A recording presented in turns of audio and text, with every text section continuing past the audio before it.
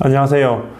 기업의 파이를 키우는 파이더 작가 하동균입니다. 많은 사람들이 취업을 걱정을 합니다. 빨리 취업을 해서 생계를 위한 돈을 벌어야 하기 때문인데요. 조금이라도 좋은 직장에 취직하기 위해서 스펙을 추가로 쌓기도 하죠. 이렇게 열심히 해도 내가 원하는 직장에 취업하기는 아주 어렵습니다. 창업은 전혀 스펙을 보지 않고 오히려 취업보다 쉽죠. 진짜냐고요? 영상 끝까지 보시면 알 수 있습니다. 취업을 희망하는 사람이라면 누구나 삼성전자에 들어가고 싶어 합니다. 국내 1위 기업이기도 하고요. 세계적으로 최고의 기업이기 때문이죠. 그만큼 들어가기도 힘듭니다. 2022년도 하반기에 삼성전자의 채용 절차를 살펴보면 먼저 지원서를 접수를 하죠. 그리고 직무 적합성 평가, 직무 적성성 평가, 면접, 건강검진 등 수많은 절차를 거치고 나서야 채용이 이루어집니다. 대학 졸업장은 물론이고 직무별로 영어회화 최소 등급과 전공을 엄격하게 적용해서 모집을 하죠. 반면 초등학교 졸업이 스펙이 전부인 인물이 국내 대기업을 창업한 사례도 있습니다. 바로 현대그룹을 창업하고 초대 회장이 되셨던 정주영 회장입니다. 당시 정주영 회장님의 스펙은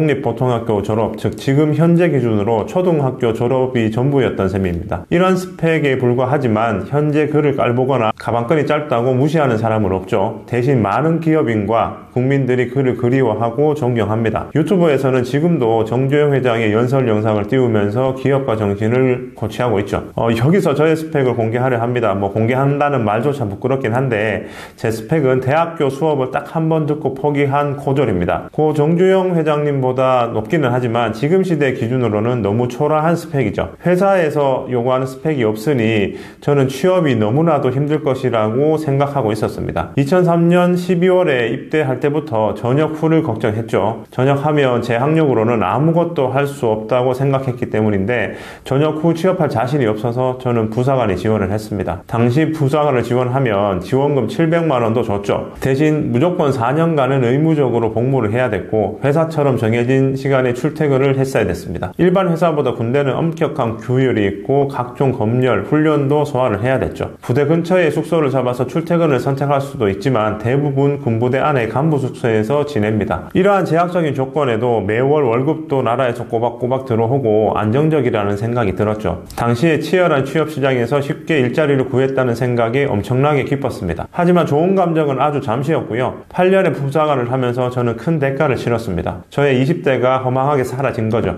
많은 것에 도전하면서 즐겨야 할 20대를 허무하게 군대에서 다 보낸 겁니다. 그러다 보니 30대만큼은 지키고 싶었습니다. 매번 똑같은 삶이 싫었고 벗어나고 싶었죠. 그렇게 2012년 3월 부사관을 그만두고 사회로 나왔습니다. 그러면서 뼈저리게 느낀 게 있습니다. 누군가가 만들어 놓은 틀에 나를 가두고 살면 시간이 반드시 복수를 한다는 거죠. 저는 700만 원의 돈과 8년의 세월을 군대의 틀에 가뒀습니다. 그리고 그 복수는 정말 가혹했죠. 우선 저의 20대는 다 날아갔고 저의 30대를 지키기 위해서 준비 없이 부사관을 그만둔 탓에 할 수 있는 게 없었습니다. 8년이라는 시간 동안 저를 위해서 쓴 시간이 없었으니 당연히 시간도 저의 편은 아니었죠. 친구들이나 주변 사람들은 하나씩 자신의 자리를 잡아나가는데 저는 사회에서마저 저의 시간을 지키지 못할 것 같아서 두렵고 초조했습니다. 뭘 하고 싶은지 감조차 잡히지 않아서 당장 할 수 있는 일을 선택을 했죠. 그게 아버지께서 운영하시던 조경사업입니다. 급한 마음에 저는 아버지께 사업을 물려받고 싶다고 이야기를 했죠. 지금에서야 말하지만 그건 제 마음이 시켜서 한 선택이 아니었습니다.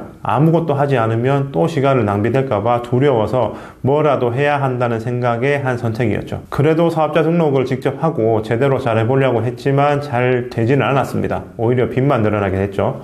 그 이유는 자신을 위해서 시간을 쓴 게 아니라 현실에서 도피하려고 시간을 쓴 탓이었죠. 아버지가 하던 사업에 억지로 나를 끼워 맞췄던 겁니다. 3살 버릇 80까지 간다라는 속담이 딱 들어맞은 셈입니다. 한 번 더 저를 타인의 삶과 공간에 맞추면서 저는 편안함을 느꼈죠. 남이 만든 틀에 맞추지 말고 당장은 고통스러워도 시간을 내 편으로 만들기 위해서 더 고민하고 노력했어야 되지만 저는 익숙한 편안함에 취했습니다. 그렇게 다시 5년이라는 시간이 흘렀죠. 30대의 절반이 지나가고 있었고 시간의 복수는 아직도 계속되고 있었죠. 사람들이 크게 착각하는 부분이 있는데 공부나 스펙을 쌓는 시간이 가치가 있다고 믿는다는 겁니다. 물론 공부를 해서 나쁠 건 없습니다.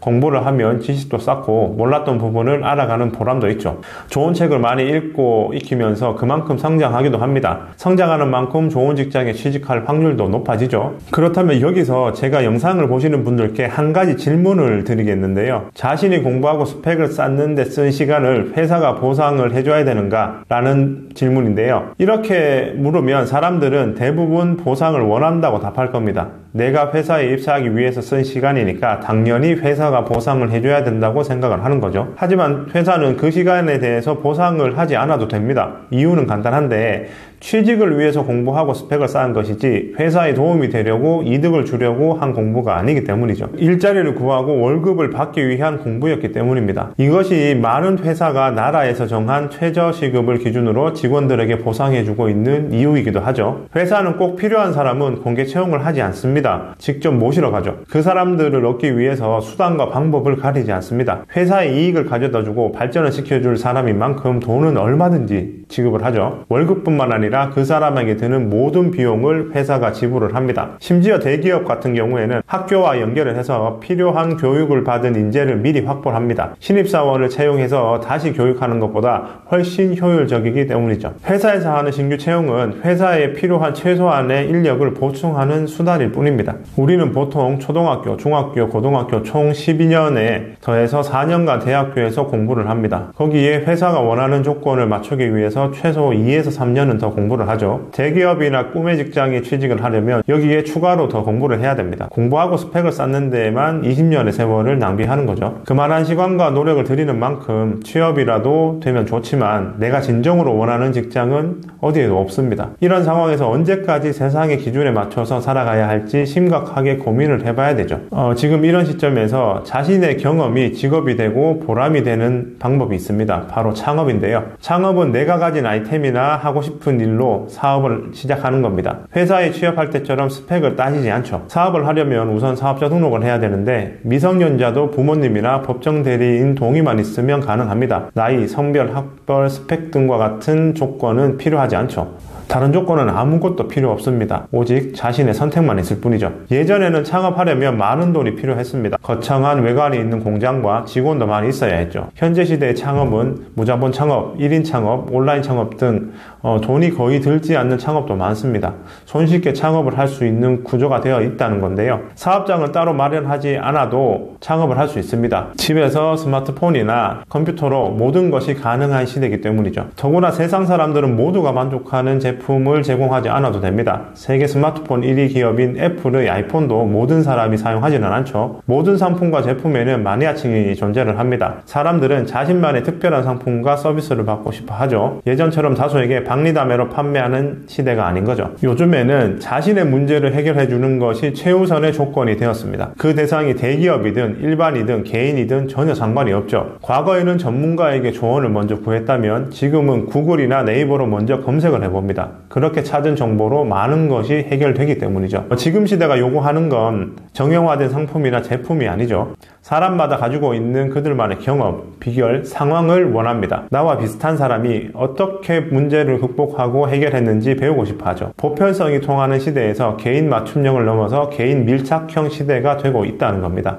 이런 변화의 속도는 기업보다 개인이 훨씬 빠릅니다. 개인의 빠른 변화에 대처하려고 많은 기업들이 노력하고 있죠. 하지만 모든 개인의 특성을 반영하는 데는 기업만으로는 역부족입니다. 코로나19 이후 삶의 시스템이 대면에서 비대면으로 바뀌면서 혼란이 왔죠. 이럴 때는 그 혼란을 극복하거나 적응해야 됩니다. 변화하는 시대에 빨리 대응을 해야 된다는 거죠. 어떤 단체나 틀에 끼워서 변화에 대응하려면 어렵습니다. 과감하게 그 틀을 깨고 나오셔야 되죠. 직업이란 틀에 끼워 넣지 말고 회사가 원하는 사람이 되기 위해서 노력하지 말고 자신만의 직업을 창조하시면 됩니다. 자신만의 삶을 사시기 바랍니다. 그럼 오늘은 여기까지 하겠습니다. 감사합니다.